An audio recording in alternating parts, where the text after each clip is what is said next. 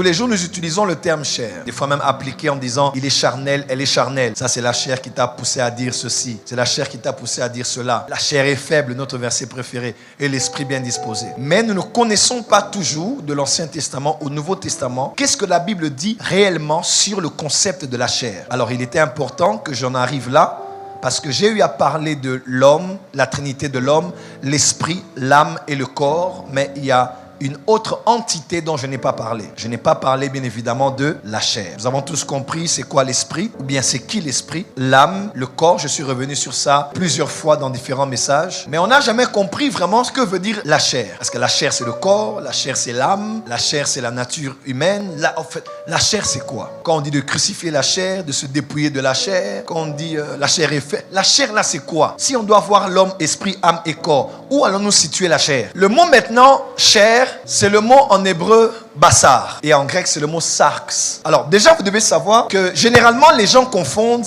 le corps et la chair et le corps. Pourquoi? Parce que quand vous lisez bien les Écritures, le mot chair et le mot corps sont interchangeables. C'est-à-dire, il y a des contextes dans lesquels, quand on veut parler du corps, on met le mot chair et vice-versa. C'est ainsi que les gens créent la confusion. Je vous donne quelques versets. Jean 1, verset 14. Et la parole a été faite chair. Ici, on parle du corps, n'est-ce pas? La parole a été faite chair. Elle habitait parmi nous, pleine de grâce et de vérité. Et nous avons contemplé la gloire, une gloire comme la gloire du Fils unique venu du Père. 2 Jean 1, verset 7. Car plusieurs séducteurs sont entrés dans le monde, qui ne confessent pas que Jésus-Christ est venu en chair. Celui qui est tel, c'est le séducteur, l'antéchrist. Donc pour reconnaître quelqu'un qui est un antéchrist, c'est celui qui ne croit pas que le Christ est venu dans la chair. Là, quand on parle de la chair, on ne parle pas de ce contexte, on parle du corps. 1 Jean 4, verset 2. Reconnaissez à ceci l'Esprit de Dieu. Tout esprit qui confesse Jésus-Christ venu en chair est de Dieu. 1 Pierre 1, verset 24. Car toute chair est comme l'herbe, et toute sa gloire comme la fleur de l'herbe. L'herbe sèche et la fleur tombe. Là, on parle encore du corps. Hébreux 5, verset 7. C'est lui qui, dans les jours de sa chair, ayant présenté avec de grands cris et avec des larmes, des prières, des supplications à celui qui pouvait le sauver de la mort, et ayant été exaucé, a été à cause de sa piété. 1 Timothée 3, verset 16. Et sans contredit, le mystère de la piété est grand. Celui qui a été manifesté en chair. Dieu a été manifesté de quoi? Dans la chair. Quand on parle de chair là, on parle du corps. Romains 9, verset 3, l'apôtre Paul parle de ses parents selon la chair. Là, il parle de ce qui a un lien avec le corps. 2 Corinthiens 10, verset 3 à 4. Si nous marchons dans la chair, nous ne combattons pas selon la chair. Car les âmes avec lesquelles nous combattons ne sont pas charnelles, mais elles sont puissantes par la vertu de Dieu pour renverser les forteresses. Là, on ne parle pas de la chair de ce contexte. Là, on parle de la chair du corps. Donc, nous marchons dans la chair. Ne veut pas dire que nous sommes charnels. Nous marchons dans ce contexte avec ce corps. Mais quand on doit combattre, c'est pas avec ce qui est de ce corps, du monde physique. Mais nos âmes sont puissantes par la vertu de Dieu pour renverser les forteresses. Alors, comme je l'ai dit,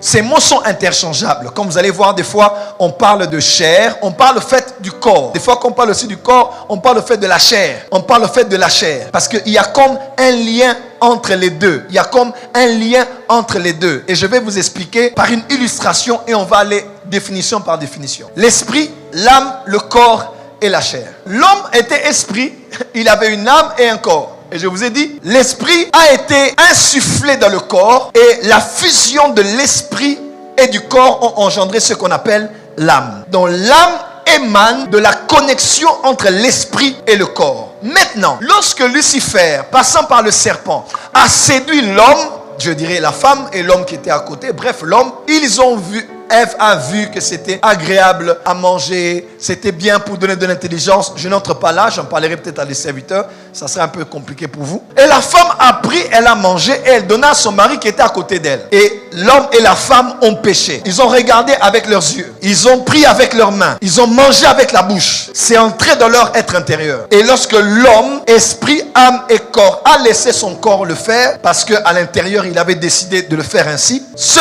jour-là est né ce qu'on appelle la chair. Et la chair est née d'où? Si l'âme est née de la connexion entre l'esprit et le corps, la chair est née de la connexion entre le corps et le péché. Si l'âme, l'esprit que Dieu avait créé, il a soufflé dans le corps, il y a eu un contact entre l'esprit et le corps. Lorsqu'il y a eu fusion, il y a eu l'âme. L'âme maintenant qui est le centre. En fait, l'âme, c'est le meilleur de l'esprit et du corps. Donc tout ce qu'il y a de bien dans l'esprit et du corps se sont retrouvés dans ce qu'on appelle l'âme. L'âme, l'âme, l'âme. Et autant que l'âme émane de la fusion de l'esprit et du corps, autant que La chair est née de la connexion entre le corps et le péché. Quand les deux se sont connectés, quand l'homme a péché, quelque chose s'est créé. Le péché comme soi. Le péché là, c'était pas l'impudicité, c'était pas l'ivrognerie, c'était la désobéissance. Lorsque l'homme pour la première fois a désobéi à son créateur, le concept de péché, vous voyez qu'on dit que Jésus s'est fait pécher. C'est pas un péché, c'était le péché en soi qui a souillé l'homme, qui a souillé l'univers. La désobéissance. Quand le péché a été connecté avec le corps de l'homme, il y a une naissance de ce qu'on appelle la chair. Et ce que je vous prêche, vous ne verrez ça dans aucun livre. C'est des choses que j'ai reçues par révélation de l'esprit. Lisez les Bibles, vous allez comprendre. Avec le temps, vous allez me donner raison. Et la chair n'est pas connectée à l'âme. Plusieurs pasteurs prêchent en disant, non, la chair, c'est une partie, c'est pas dans l'âme.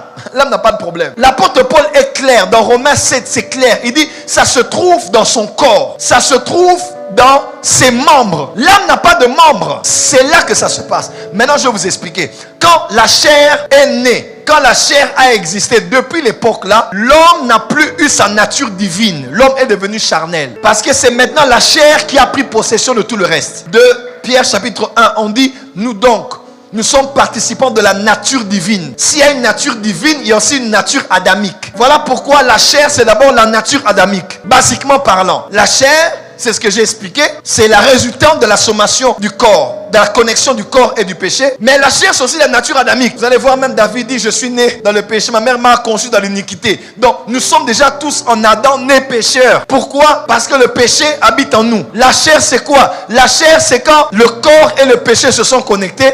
Le péché a quitté l'extérieur de l'homme. Le péché est entré dans le corps de l'homme. Donc aujourd'hui, même si tu reçois Jésus, ton esprit est sauvé. Même si tu écoutes la parole, ton âme est renouvelée dans l'intelligence. Dans ton corps là, il y a un mal. Parce que le péché est entré dans le corps. La chair, c'est quoi? C'est le péché dans ton corps. Par exemple, je ne connaissais pas Starbucks. Je ne voyais que la femme là en vert là. Et puis maman vient, elle a toutes des choses bien. Tu vois. Oh non, chérie, tout ça Starbucks. Ah, j'ai pris, c'était comme du lait. J'ai dit, mais c'est quel goût dedans? Et quand j'ai pris, j'ai bu et j'ai trouvé que c'était bon. Je l'ai pris une fois et j'ai aimé cela. J'ai adopté cela. Mais j'ai pris une seule fois. Mais le goût du Starbucks est resté en moi, me prédisposant à chercher la prochaine fois la première occasion de boire. Que veut dire la chair? Comment? Lorsque l'homme a péché la première fois, le goût du péché qui était resté dans l'homme, qui le prédispose à pécher encore, c'est ce qu'on appelle la chair. Donc je ne sais pas t'expliquer, mais le Starbucks est en moi. Si je pense à ça, je sens encore le goût dans ma bouche. Vu qu'il n'y a pas ici, j'attends le prochain voyage pour arriver à l'aéroport et chercher le premier Starbucks. Donc la première occasion d'être devant Starbucks, je ferai tout pour en boire. Je devais recevoir au bureau la dernière fois. On a fait un détour quelque part là. Oh, il a dit un Starbucks. J'ai dit Starbucks, chai.